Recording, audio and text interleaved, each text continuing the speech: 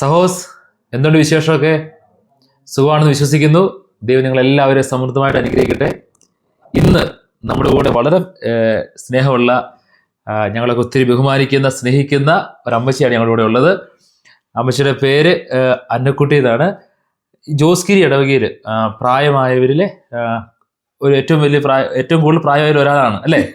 അമ്മച്ചിക്ക് എത്ര വയസ്സുണ്ട്? അമ്മച്ചിക്ക് 94 വയസ്സുണ്ട്.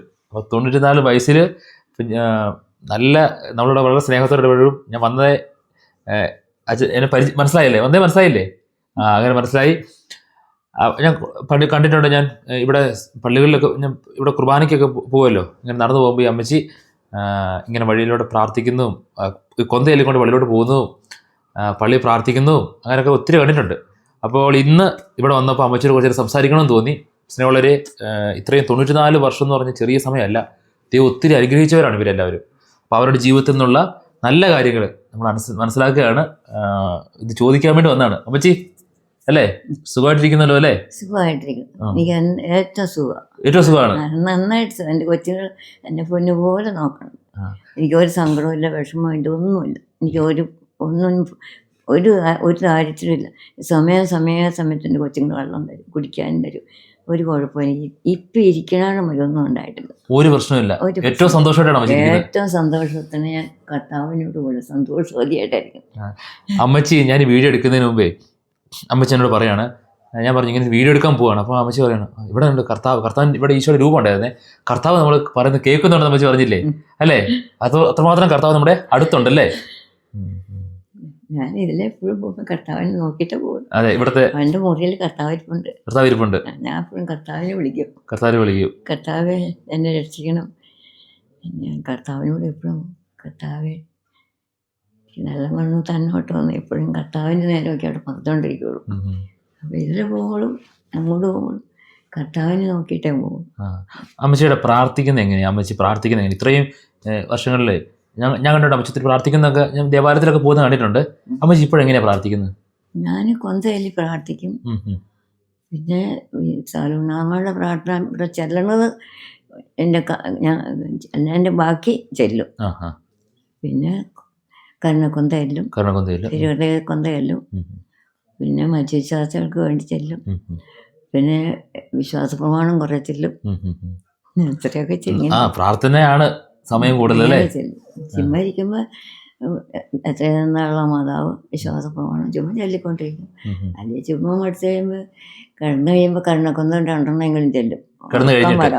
ഓർക്കം വരില്ല. അതുകൊണ്ട് പിന്നെ തിരുഹൃദയക്കൊന്തയൊക്കെ ചെല്ലും. പിന്നെ എനിക്ക് ഇതുവരെയായിട്ട് ഒരു ബുദ്ധിമുട്ട് ഇന്നുവരെ എനിക്ക് എൻ്റെ തമ്പുരാൻ മാറ്റില്ല. ഒത്തിരി കഷ്ടപ്പാട് ജീവിച്ചവളാണ് ഞാൻ. അമ്മച്ചി, പണ്ടൊക്കെ നമുക്കറിയാം ഇവിടെ വരുന്ന സമയത്തൊക്കെ ഒത്തിരി കഷ്ടപ്പാടിൻ്റെ സ്ഥലമല്ലേ ജോസ്ഗിരി വന്നപ്പോഴൊക്കെ. ഇപ്പോൾ 94 വയസ്സായി, നല്ല വീടായി, സൗകര്യങ്ങളായി, എല്ലാം ആയി. അപ്പൊ കഷ്ടപ്പാടിന്റെ സമയത്ത് എന്തെങ്കിലും ദൈവം ഉപേക്ഷിച്ചു അങ്ങനെ വല്ല തോന്നണമല്ലോ? അങ്ങനെ എന്റെ ദൈവം എന്നെ ഒരിക്കലും ഉപേക്ഷിച്ചിട്ടില്ല. കഷ്ടപ്പാടുണ്ടെങ്കിൽ നമ്മൾ ദൈവത്തെ ഉപേക്ഷിച്ചിട്ടില്ല, ദൈവം നമ്മളെ ഉപേക്ഷിച്ചിട്ടില്ല. എന്നും രാവിലെ എനിക്കും പള്ളിയിൽ പോകും. ഞാൻ ചാച്ചന് പള്ളിയിൽ പോയി ചെന്നിട്ട് ഞങ്ങൾ 3-4 എരുമയൊക്കെ കാണും. അതിനെല്ലാം പുല്ല് അതൊക്കെ പറയാമോ? പറഞ്ഞു. അതൊക്കെ കേൾക്കാൻ വേണ്ടി 2-3 എരുമയും പശുക്കളൊക്കെ കാണും. അതിന് ഞങ്ങൾ കാലത്ത് വന്ന് കഞ്ഞിയൊക്കെ വെച്ച് കുടിച്ചിട്ട് കാപ്പിയും കുടിച്ചിട്ട് ഞാൻ ചാച്ചനോട് പുല്ല് എത്താൻ പോകും. പുല്ല് എത്തി കൊണ്ടുവരാൻ പറ്റില്ല, കണ്ണിന് സുഖമില്ലാത്ത തലയ്ക്ക് വേദന. പുല്ല് എത്തിയാൽ 2-3 കെട്ട് പുല്ലൊക്കെ കെട്ടുമ്പോൾ ചാച്ചൻ്റെ ഒന്നും അല്ലെങ്കിൽ വെന്നിയുണ്ട്. വെന്നിനെ അറിയാം. വെന്നി ചോന്നുണ്ട്. ഇവൻ ഞാൻ കുഞ്ഞാ 10 പഠിക്കുന്ന 9 പഠിക്കുന്നൊക്കെ. അങ്ങനെ ഞങ്ങൾ അതെല്ലാം ചെയ്തിട്ട് പിന്നെ വന്ന് ഉച്ചയ്ക്ക് കറക്കാറാവും, കറക്കും, പാല് കൊണ്ടുപോകും, പിന്നെ ചായ തിളപ്പിച്ച് കുടിക്കും. പിന്നെ വീട്ടിലെ പണിയെല്ലാം ആയി. പിന്നെ പറമ്പിലേക്ക് ഇറങ്ങും. മുളക് കറിയായി, കപ്പക്കുരു കറിയായി, അല്ലെങ്കിൽ പറമ്പിൽ കപ്പയുടെ ചൂടിയത്തിലായി. ഇങ്ങനെയെല്ലാം പോണത് ഞങ്ങളിങ്ങനെ സന്തോഷവാദം നടക്കും. പിന്നെ 4 മണിയാകുമ്പോൾ കയറി വരും. അങ്ങനെ കയറി വന്ന് പിന്നെ ഉള്ള പണിയെല്ലാം നോക്കി കുളിയും കഴിഞ്ഞ് പ്രാർത്ഥന. 7 മണിയാകുമ്പോൾ കൊന്തയിലേയും ചാത്തൻ ദേഷ്യം വരും. 7 മണിക്ക് സ്ട്രിക്റ്റ് ആയിട്ട് നമ്മൾ പ്രാർത്ഥിക്കണം അല്ലേ? വർത്താനം പറഞ്ഞുകൊണ്ടിരുന്ന മുഖം മാറുമ്പോൾ അപ്പം ഞങ്ങൾക്ക് അറിയാം. ചാത്തൻ്റെ മുഖം മാറും. 7 മണിക്ക് കുറിച്ചാൽ കൊന്തയിലാണ്. 7 മണിക്ക് തന്നെ കൃത്യമായിട്ട് കൊന്തയിലേയും മുഖം മാറും. അപ്പം ദേഷ്യം വന്നതെന്ന് ഞങ്ങൾക്ക് മനസ്സിലാകും. കൊന്തയിലേക്കാന്ന് ഞങ്ങൾ പറയും. കൊന്തയിലേ സാല ഉണ്ണാമ്മയുടെ പ്രാർത്ഥനയല്ല, സാല ഉണ്ണാമ്മ അത് ചാത്തനോടുള്ളപ്പോൾ ചെല്ലും. ഇപ്പോഴും ഈ കൊച്ചു വന്നപ്പോൾ കൊച്ചിനെ ഏൽപ്പിച്ചേക്കാം. മോനിത് മുടക്കേക്കരുത്. അവള് കൊന്ത എന്നൊരു ജില്ലയിലിങ്ങനെ സാലൂനാമ്മയുടെ പ്രാർത്ഥനയിലിട്ട് കിടക്കുള്ളൂ. അതായത് അപ്പച്ചൻ പഠിപ്പിച്ച ആ രീതിയാണല്ലോ അല്ലേ നമ്മൾ തുടർന്നുകൊണ്ട് പോകുന്നത്. ഇവിടുത്തെ കൊച്ച് കെട്ടിക്കൊണ്ട കൊച്ച് മോന് കൊന്തയെല്ലാം സമയമില്ലേ സാലൂനാമ്മയുടെ പ്രാർത്ഥനയിലേക്ക് അവൻ്റെ ചാത്തൻ മോനെ ഏൽപ്പിച്ചേച്ചുമല്ല ചെല്ലാതിരിക്കില്ല. അങ്ങനെയല്ലേ കൊന്തയും ചൊല്ലി തിരുവല്ല കൊന്തയിലും കരുണക്കൊന്തയിലും സാലൂനാമ്മയുടെ പ്രാർത്ഥനയിലും പിന്നെ എല്ലാ സ്തുതിയും ചൊല്ലി പാട്ടും പാടി അത്താഴമുണ്ട് സന്തോഷവതിയായിട്ട് കിടന്നുറങ്ങും. അതെ, അത് വലിയ ദൈവാനുഗ്രഹമല്ലേ അല്ലേ? അത്രയും കാര്യങ്ങൾ ചെയ്ത് സ്വസ്ഥമായിട്ട് ഉറങ്ങാന്നുള്ളത്. ഇന്ന് പലർക്കും ഉറക്കമൊന്നും ഇല്ലെന്നേ. ഈ ഒരസുഖം തമ്മിലാണ് ഇതുവരെ പറ്റിയിട്ടില്ല. അമ്മച്ചി ഒത്തിരി തമാശ പറയുന്നത് കേട്ടിട്ടുണ്ടല്ലോ, എപ്പോഴും തമാശ പറയും. ഞങ്ങൾ സീരിയസ് ആയിട്ട് പറയാം, പക്ഷെ അമ്മച്ചി വളരെ തമാശകാരി കേട്ടോ, ഒത്തിരി തമാശ പറയുന്നത് അമ്മച്ചി. ഇവിടെ എല്ലാവരും അമ്മച്ചി തമാശ കൂടി ഇവിടെ വരികയും ചെയ്യും. കൊച്ചേന്ന് വിളിക്കാൻ ഞാൻ പിന്നെ എന്നെ പുറത്തേക്ക് കൊണ്ട് തള്ളിയേക്കെന്ന് പറയും. എന്നെ അങ്ങ് തള്ളിക്കോളാൻ പറയല്ലേ, ഇത്താൻ ആവശ്യം ഉദ്ദേശിക്കുന്നത് കേട്ടോ. ഞാൻ എന്നിട്ട് അവിടെ ഇരുന്ന് മതിയായ തിരിയായിരിക്കും. എന്നിട്ട് അവിടെ ഇരുന്ന് മടുത്ത് കഴിയുമ്പോൾ കൊച്ച് ഇനി പുറത്തേക്ക് അകത്തേക്ക് കൊണ്ട് തള്ളി വെച്ചേരെ. എന്നിട്ട് പിന്നെ ബാത്റൂമിലൊക്കെ പോയി ഉച്ചക്കത്തെ ചോറുമൊക്കെ തന്ന് കുറേ കഴിയുമ്പോൾ പറയും പിന്നെ പുറത്തേക്ക് കൊണ്ട് തള്ളിയേക്കാൻ പറയും. വളരെ ശരിയാരും എനിക്ക്. എന്നിട്ട് അവിടെ കൊണ്ടുവന്നിരുന്നേര് പറയും 6 മണി ആവുന്നവിടെ അവിടെ ഇരിക്കും. ശരി. അന്നേരം ഒരു ചായ കുടിക്കലുണ്ട്, ആ ചായ കൊണ്ട് തരും. അതും കുടിച്ചു പിന്നെ എന്നെ കയ്യെ പിടിച്ചുകൊണ്ട് അവിടെ കൊണ്ടിരുന്നത്. പിന്നെ ഇവിടെ കുരിശാരിക്കണ സമയമൊക്കെ ആയി. പിന്നെ ഡോണ ചിലർ വർത്താനം പറയും പിള്ളേരുകൾ ജോബിയും വരും. ഭയങ്കര ഇഷ്ടമുള്ള പിള്ളേരാണ് എനിക്ക്. എൻ്റെ കൂടെ നിൽക്കുന്ന എൻ്റെ മക്കളെ പോലെയുള്ള സ്നേഹമുള്ള പിള്ളേർ ഇവർ മാത്രമേ ഉള്ളൂ വന്നതിൽ. എൻ്റെ മക്കളെ പോലെ സ്നേഹിക്കുന്നത് ഡോണാച്ചയും ജോബിനും എൻ്റെ പിള്ളേര്. ചേട്ടായി അല്ലേ ഞാൻ ജോബിത്തായി പോവും. ഡോണാച്ചി പിള്ളേരും കുഞ്ഞുങ്ങള് അമ്മച്ചിന്ന് മുന്നേ എല്ലാ കാര്യം എൻ്റെ അടുത്ത് പറയും. അത് തന്നെയാണ് എൻ്റെ അടുത്ത് ഇവിടെ എത്തിക്കൊണ്ട് വർത്താനൊക്കെ പറഞ്ഞ് ഞങ്ങളങ്ങനെ മിക്കവാറും പകലിവിടെ കാണും പിള്ളേര്. അമ്മച്ചി ഒത്തിരി പള്ളിയിലും കാര്യങ്ങളൊക്കെ ആയിട്ട് ഒത്തിരി പള്ളി കാര്യങ്ങളൊക്കെ ആയിട്ട് ഒത്തിരി സമയം ചെലവഴിച്ച ഒരാളല്ലേ. അച്ഛന്മാരൊക്കെ ഒത്തിരി സഹായിച്ചിട്ടില്ലേ അല്ലേ? ഇങ്ങനെ വിശുദ്ധിയിലൊക്കെ വളരാനും അല്ലേ, പ്രാർത്ഥിക്കാനും. അങ്ങനെ ഓർമ്മയിലുള്ള അച്ഛനെ ആരെങ്കിലും ഉണ്ടോ അത്ര മനസ്സിൽ പെട്ടെന്ന്? ഏതച്ഛനാണോ നേരത്തെ ഒരു കുറെ പള്ളിക്കൂടം കൊണ്ട് അച്ഛൻ്റെ മാത്യു ഒരാട്ടച്ഛൻ പേര് പറഞ്ഞു എടാട്ടച്ഛൻ. അതിന്റെ അച്ഛന് പ്രാർത്ഥന അച്ഛനാണല്ലോ എപ്പോഴും. അതെ, പ്രാർത്ഥിക്കാൻ നമുക്ക് ഒത്തിരി സഹായമായിരുന്നു അല്ലേ?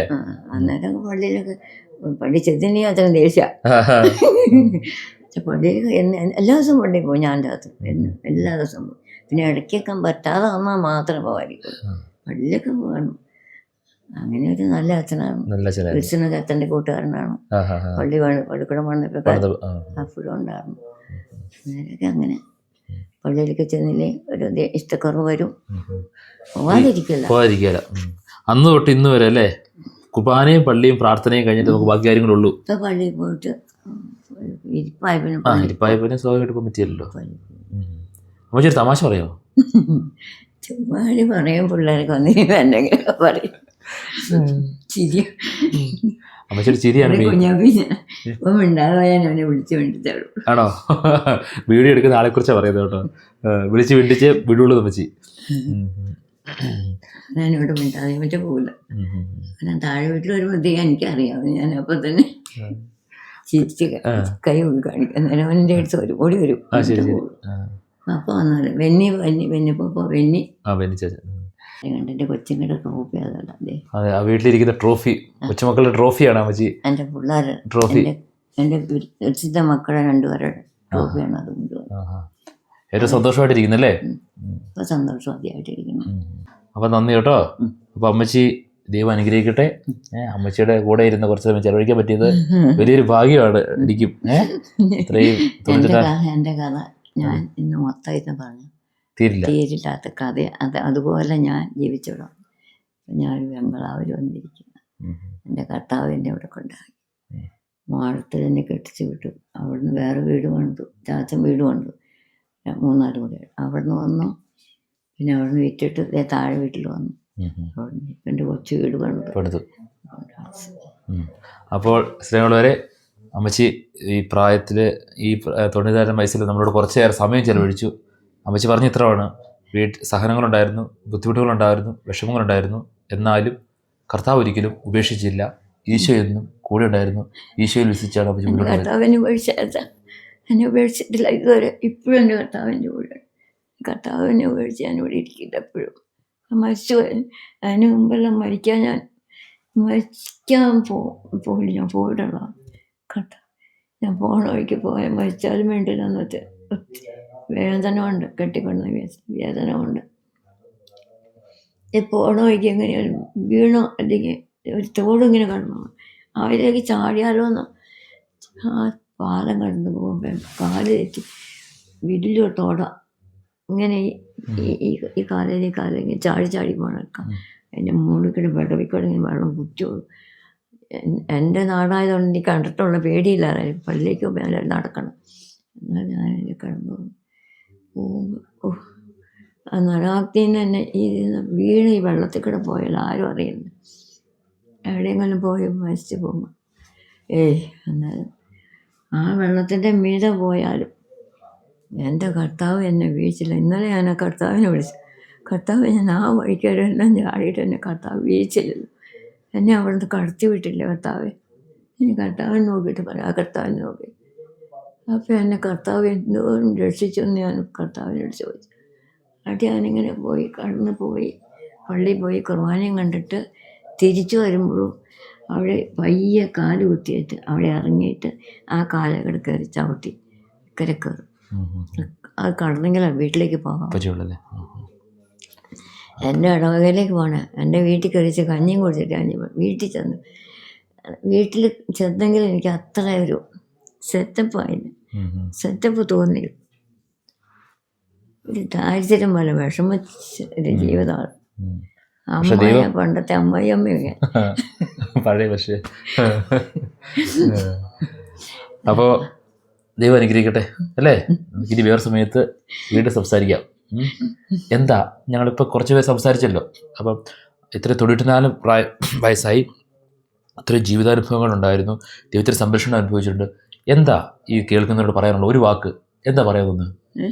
എന്താ ഒന്ന് ഞങ്ങളെ കേൾക്കുന്നവരോട്, ഒത്തിരി ആളുകൾ ഇത് കേൾക്കും, അവരോട് പറയാൻ ഇത്രയും ജീവിതത്തിൻ്റെ അനുഭവത്തിൽ വെച്ച്, ഇത്രയും നാൾ ജീവിതത്തിൽ വെച്ച് എന്താ ഇവരോട് പറയാനുള്ളത്? അവരോട് എനിക്കൊന്നും പറയാൻ, ഞാൻ സന്തോഷവതിയായി ജീവിച്ചിരിക്കുന്നു. സന്തോഷമായിരിക്കുന്നു. ഇപ്പോഴും എനിക്കൊരു സന്തോഷത്തിനൊരു കുറവില്ല. സന്തോഷത്തിനുള്ള കാരണം? സന്തോഷം, എൻ്റെ കുടുംബം നന്നായി, ദുഃഖത്തിനുള്ള കാരണം കണ്ടില്ല. എൻ്റെ മക്കൾ എന്നെ പൊന്നുപോലെ നോക്കണുണ്ട്. അതുപോലെ എനിക്ക് യാതൊരു സങ്കടവുമില്ല, വിഷമങ്ങളുമില്ല, ബുദ്ധിമുട്ടുമില്ല, ഒന്നുമില്ല. ഇപ്പോഴും ഞാൻ സന്തോഷവതിയായിട്ടിരിക്കും. ഇപ്പം എൻ്റെ കൊച്ചുകൊണ്ട് എനിക്ക് ചോറിട്ട് തരും. ആ ചോറ് തന്നു വെച്ച് അവൾ പള്ളിയിൽ പോയില്ല, പെണ്ണ് പള്ളിയിൽ പോയി. ഞാൻ എന്നിട്ട് എന്നെ അവിടെ പൊക്കി കൊടുക്കുന്നില്ല. എന്നെ അവിടെ കയ്യെ പിടിച്ചുകൊണ്ട് അവിടെ ഇട്ടിട്ട് അവനിപ്പോൾ എങ്ങോട്ടാ പോകണമെന്ന് അറിയാമോ? അവനിപ്പോൾ നോട്ട് പോകാനല്ലേ. അപ്പോൾ തൽക്കാലത്തേക്ക് നമുക്ക് നിർത്താം എന്നാ അല്ലേ? അപ്പം അമ്മച്ചി ഇത് പ്രാർത്ഥിക്കാവോ? ഒന്ന് പ്രാർത്ഥിച്ച് ഞങ്ങൾക്ക് വേണ്ടി പ്രാർത്ഥിച്ച്. സാധാരണ പറഞ്ഞു 2 മിനിറ്റ് മതി കേട്ടോ. സ്വർഗസ്ഥനായ ഞങ്ങളുടെ പിതാവേ, അങ്ങയുടെ നാമം പൂജിതമാകണമേ, അങ്ങയുടെ രാജ്യം വരണമേ, അങ്ങയുടെ തിരുമനസ്സ് സ്വർഗത്തിലെ പോലെ ഭൂമിയിലാകണമേ. അന്നു വേണ്ട ആഹാരം ഇന്ന് ഞങ്ങൾ തരയണമേ. ഞങ്ങളുടെ കടക്കാരോട് ഞങ്ങൾ ക്ഷമിക്കുന്ന പോലെ ഞങ്ങളുടെ കടങ്ങളും പാവങ്ങളും ഞങ്ങളോട് ക്ഷമിക്കണം. ഞങ്ങളെ ഉപേക്ഷിക്കരുത്, ഞങ്ങൾക്ക് വേണ്ടി പ്രാർത്ഥിക്കണമേ. ആമേൻ. പിതാവിൻ്റെയും പുത്രൻ്റെയും പരിശുദ്ധാത്മാവിൻ്റെയും നാമത്തിൽ വിശ്വസിച്ചിട്ട് കേട്ടോ. ഓക്കെ. ബൈ. ദൈവം നമ്മളെ അനുഗ്രഹിക്കട്ടെ കേട്ടോ.